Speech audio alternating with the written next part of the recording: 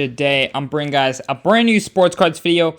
In today's video, I'm going to be discussing my personal strategies for the National and what I believe all you guys should kind of walk into, kind of a mindset that I want to give you guys. But without further ado, I did want to say a little bit about our membership program because our membership program has had some very great picks in recent months. Despite the market being a little bit soft, a lot of our members have been making tens of thousands of dollars. Now, our ultra high-end membership is our highest membership group, which is $10,000+ cards.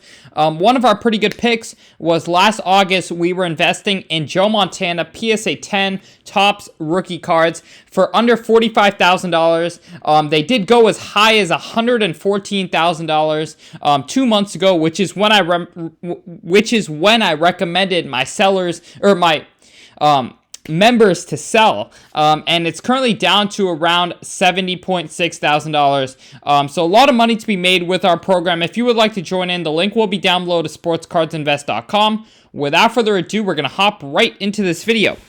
So the first thing I wanted to talk about is for those of you who are looking to sell your cards. I know that's going to be a chunk of people showing up at the National this year. There's going to be a lot of people who are wanting to sell and cash out so that they have money to spend at the show. Now, I would recommend if you are looking to sell, you should show up as early as possible the first day as soon as it opens, because a lot of cash buyers walk in with a specific budget.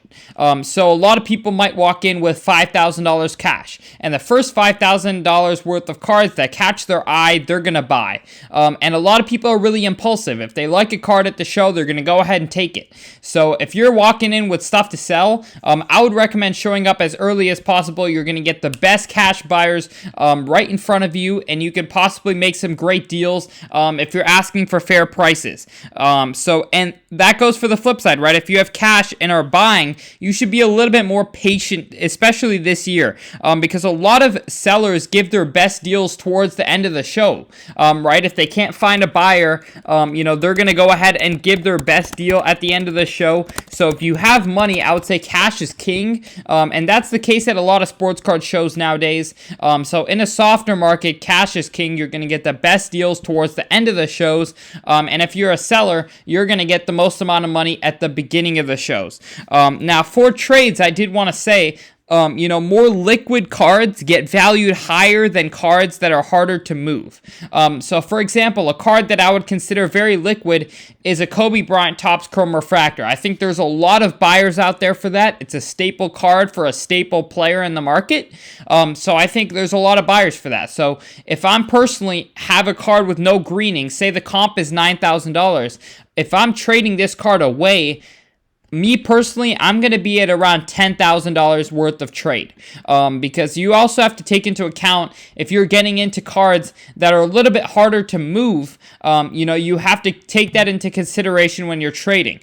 For example, like if you're trying to trade into, an Anthony Davis, who's a little bit harder to sell right now, I would recommend you, kind of give yourself some room, because if an Anthony Davis right now is going for, say, $300, if you're selling it for cash, you're probably going to get closer to $250 or even less than that. Whereas if you're selling a really hot card, you're going to get closer to comps. So when you're trading, keep that in mind. The more liquid, the higher it should be valued. And another thing I really wanted to talk about, and I think it's a very kind of important idea in terms of card shows and making money, is kind of always having that idea that you could flip across the room.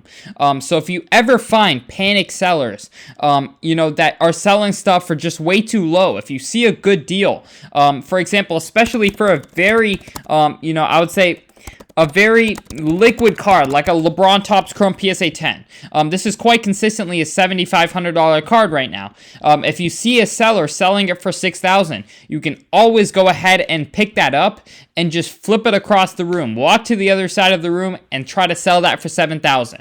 I think that's always a great opportunity, especially towards the beginning of shows.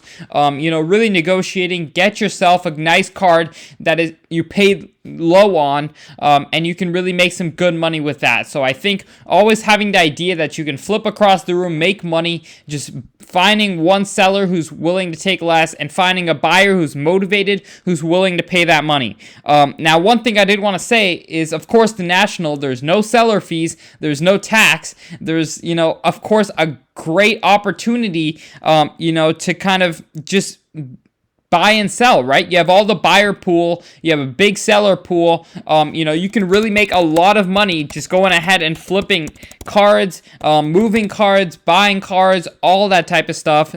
I would definitely say take advantage. And don't be afraid to make offers, especially right now in a very soft market. You'll be surprised how little sellers are willing to take for their cards. So take advantage. Use this as a great buying opportunity. That's what I'm personally going to be doing. So I definitely think just making offers. You never know what they're going to accept. And then also, if you're trading cards, by the way, I wanted to mention this. Never be the first to throw out an offer. For example, if your seller price is $15,000, the buyer offers $10,000. If you start throwing out numbers and say, "Oh, I'll do $12,000 right away," right? Instead of the deal happening anywhere between $10,000 and $15,000, now the buyer has all the leverage, right? Because now the deal is going to happen somewhere between $10,000 and $12,000. So you don't want to be throwing out numbers because that just puts a limit to what you're going to get, right? So you definitely want to try to let the other person throw out the numbers, kind of like negotiate with themselves. If they're buying, let the buyer negotiate himself up.